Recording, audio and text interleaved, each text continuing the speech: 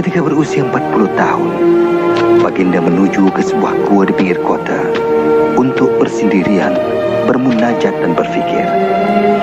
Baginda bimbang akan ketidakadilan di Makkah, penghambaan, layanan buruk terhadap wanita, sifat tamak dan suka berjudi, membunuh bayi baru lahir, dan pemujaan patung berhala daripada kayu dan batu. Bukannya Tuhan kepada Nabi Ibrahim, Musa dan Isa. Seperti selalunya, Muhammad akan ke gua itu. Tiba-tiba, Muhammad dikelilingi cahaya. Apabila mendongak, baginda ternampak malaikat Jibril berdiri di depannya. Muhammad tergamang. Bacalah perintah malaikat. Aku tak tahu membaca, baginda menjawab. Jibril mengulangi perintahnya sebanyak 3 kali, dan setiap kali jawabannya sama. Kemudian Jibril mengajarnya, bacalah dengan nama Tuhanmu, pencipta alam ini. Dialah yang menjadikan manusia daripada setitik darah. Bacalah, Tuhanmu yang Maha Kuasa, yang mengajar kamu menulis. Dia yang mengajar manusia apa yang tak diketahui. Selepas itu Jibril pun gaib. Muhammad sallallahu alaihi wasallam menggeletar serta bingung. Baginda keluar dari gua dan terus berlari ke rumah. Baginda rasa sangsi apa yang dilihatnya, tapi semasa turun dari bukit itu, Jibril muncul lagi dan berkata, Muhammad, kau pesuruh Allah dan aku ini malaikat Jibril. Muhammad cuba berpaling, tapi kemana saja baginda berpaling, Jibril kelihatan mengulangi kata-katanya. Muhammad, kau pesuruh Allah dan aku ini malaikat Jibril. Sebaik saja malaikat itu gaib, Muhammad sallallahu alaihi wasallam bergegas pulang ke rumah. Setibanya di rumah, tubuh baginda masih menggeletar. Baginda meminta Khadijah menyelimutnya. Muhammad menceritakan apa yang dilihat dan didengar. Muhammad bimbang mungkin dia akan menjadi gila ataupun sudah dirasuk. Tapi Khadijah meyakinkan Muhammad, Tuhan tak akan biarkan roh jahat merasuki lelaki sepertinya yang sentiasa bercakap benar dan mengambil berat terhadap mereka yang memerlukan. Selepas itu, Khadijah pergi bertemu sepupunya seorang ulama, lalu menceritakan apa yang telah berlaku. Suami kau ialah seorang pesuruh Allah. Orang akan menuduhnya menipu dan melakukan kerja sihir. Oh, dia memang akan disisihkan. Walaupun sepupunya memberi amaran, Khadijah percaya segala yang diceritakan suaminya. Dan dia tidak teragak-agak untuk menjadi orang pertama memeluk Islam. Dan selepas itu, yang lain pun turut serta. Aku asyik dengar kabar angin tentang perhimpunan sulit Muhammad. Tolonglah Abu Jahal. Tapi dia mengajar sesuatu.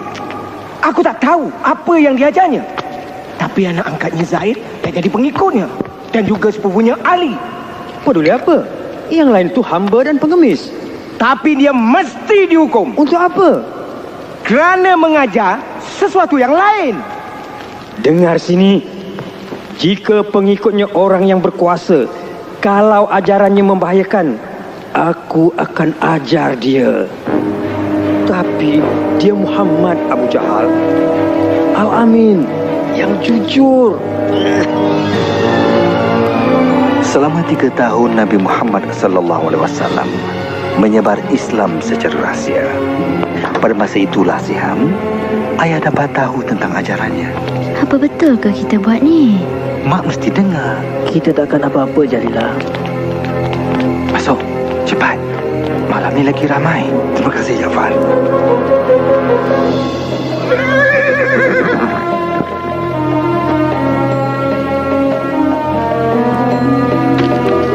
Kau pergi mana setiap malam untuk mendengar ajaran pesuruh Allah? Gembira rasanya mempelajari Islam daripada Nabi Muhammad sallallahu alaihi wasallam. Wahyunya, Al-Quranul Karim, memperdengarkan kata-kata yang sungguh indah. Baginda mengajar kami, semua Tuhan di Mekah tak ada kuasa. Cuma ada satu Tuhan, Tuhan kepada Nabi Ibrahim, Musa dan Isa, dan kamu mesti menyerah segala-galanya kepada Allah. Tiada beza antara kaya dan miskin. Semuanya sama. Yang miskin tidak boleh dicemuh ataupun dihina. Mereka mesti dibantu. Menurut Al-Quran, dengan nama Allah yang Maha Pemurah lagi Maha Mengasihani, yang paling mulia baginya ialah seorang hamba yang soleh. Wanita bukan barang milik. Mereka ciptaan Tuhan dan sama penting seperti seorang lelaki. Hormatilah mereka. Bumi ini kurniaan Tuhan. Berbuat baiklah padanya. Kamulah penjaganya. Dan ingat, kamu akan dihisap mengikut amalan kamu. Ramai memeluk agama Islam bermalam itu. Kami mengucap 2 kalimat syahadah. Tiada Tuhan melainkan Allah dan Muhammad pesuruh Allah. Tiada Tuhan melainkan Allah Dan Muhammad pesuruh Allah. Tiada Tuhan melainkan Allah. Dan Muhammad pesuruh Allah. Kau takkan percaya, Amal. Katanya Tuhan mencipta semua manusia itu sama.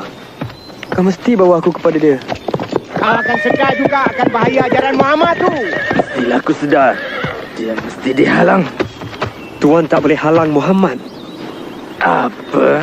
Bilal, ke sini. Nanti kau kena sebat. Mereka boleh sebat tubuhku, tapi bukan rohku. Yelah, tinggalkan roh kau di situ, tapi kau tu ke sini. Apa yang kau tahu tentang Muhammad? Muhammad adalah pesuruh Allah. Pesuruh Allah. Tengoklah tu. Merebak macam penyakit. Tuhan akan hukum kerana kata kau, Bilal. Muhammad berkata, Tuhan kamu tak berkuasa. Tak berkuasa? Tak berkuasa katanya. Kata hamba tu semua Tuhan tak ada kuasa. Sekarang apa kamu nak kata tentang Muhammad dengan ajaran tak berbahayanya? anak saudara kita menentang kita, Abu Talib. Kita pun percaya pada Tuhan yang Maha Kuasa. Ya, benar. Tapi kita tak kata yang lain tu tak ada kuasa. Apakah ancamannya? Yang mendengar ajarannya cumalah yang miskin dan yang lemah. Bukan semuanya. Yang menyertai mereka antaranya ialah Abu Bakar. Memang ya, kawan baik Muhammad telah meninggalkan kita. Dia tu cuma seorang. Tidak. Dialah satu-satunya punca yang mesti kita hapuskan. Memang benar. Jika ajaran Muhammad diterima ramai dan semua Tuhan dihapuskan, tak ada lagi penziarah. Dan kalau tiada penziarah, maka akan habislah kita semua.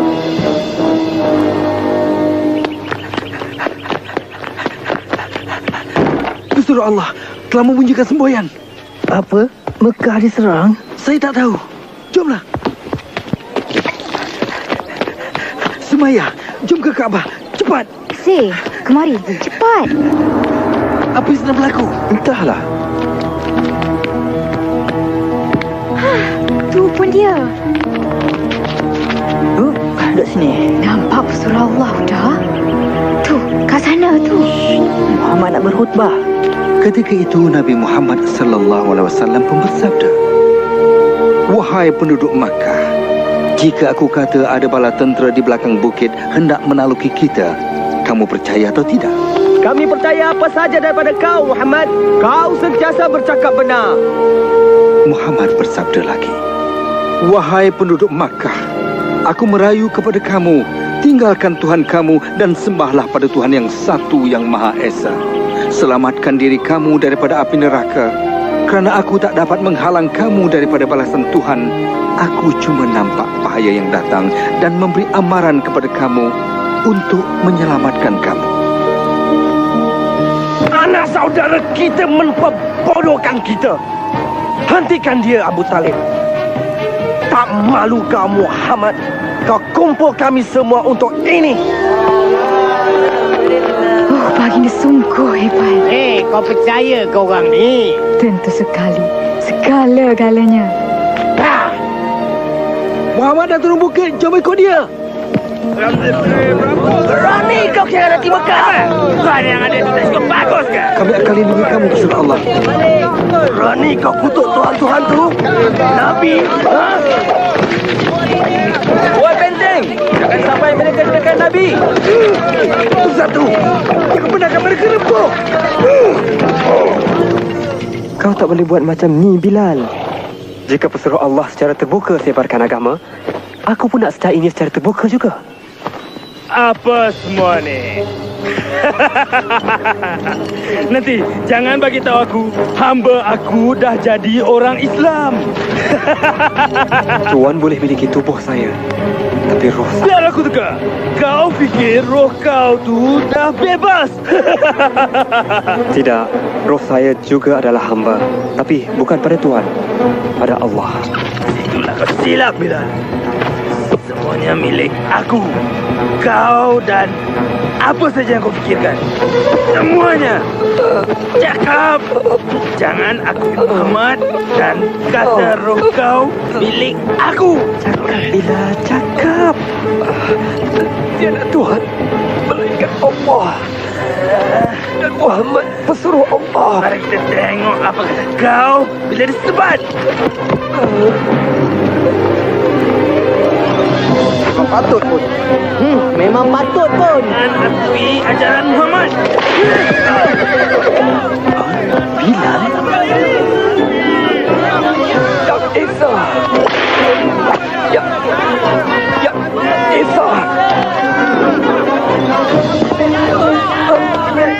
Cakap aku pemilik roh kau dan aku akan alih bercakap. Cakap.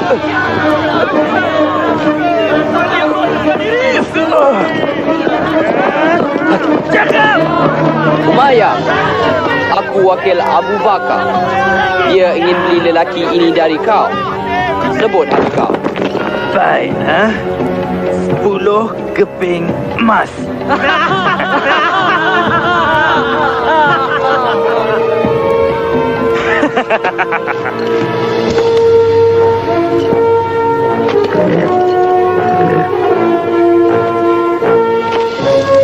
Kau fikir kau menang sesuatu, bukan? Kau bagi tahu Abu Bakar, aku boleh minta 3 keping emas untuk hamba tak guna. Dia sanggup bayar 100 keping emas.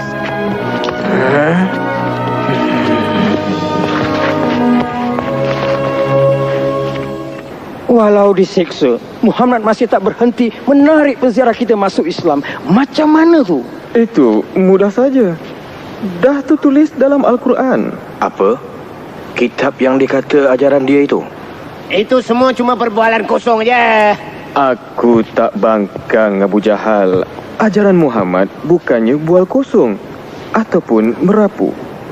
Kata-katanya berkuasa, mudah dan bukan direka. Ilmu sihir?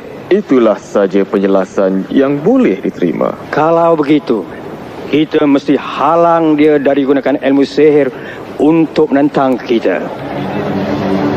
Abu Talib, kami sangat hormat pada kau. Sejak dulu lagi berkali-kali kami minta kau halang anak saudara kau. Tapi kau biarkan saja. Dia mengancam keamanan di Mekah. Berapa tahun dulu dia bawa keamanan ke Mekah. Kau sanjung kecerdikannya, Abu Jahal. Ingat tak semasa Kaabah dibina semula? Kita nyaris membunuh, nakkan hak letak Hajarul Aswad. Tapi Muhammad datang. Maksud aku, Abu Jahal, halang dia atau orang lain yang buat. pergi! Kau nak tengok pembunuhan dan pergaduhan sesama Quraisy? Pergi kau! Kau faham keadaan aku kan, Abu Talib? Sekarang bertambah susah untuk aku kekalkan keamanan. Tolonglah, kau nasihatkanlah anak saudara kau tu. Untuk keamanan Mekah, aku akan bercakap dengan dia.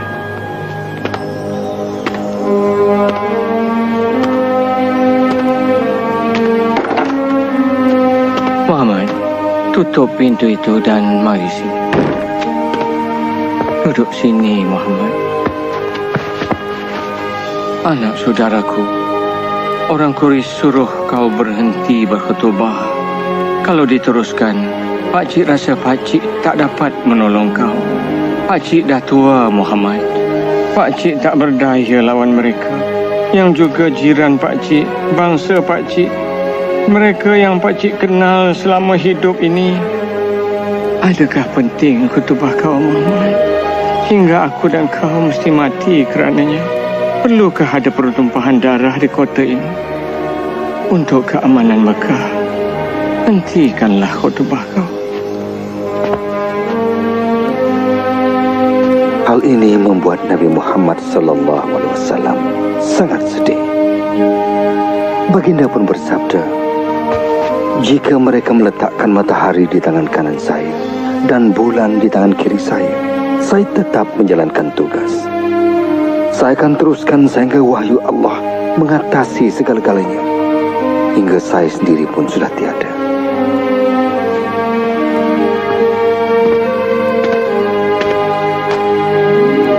Muhammad, buatlah apa yang kau fikir perlu.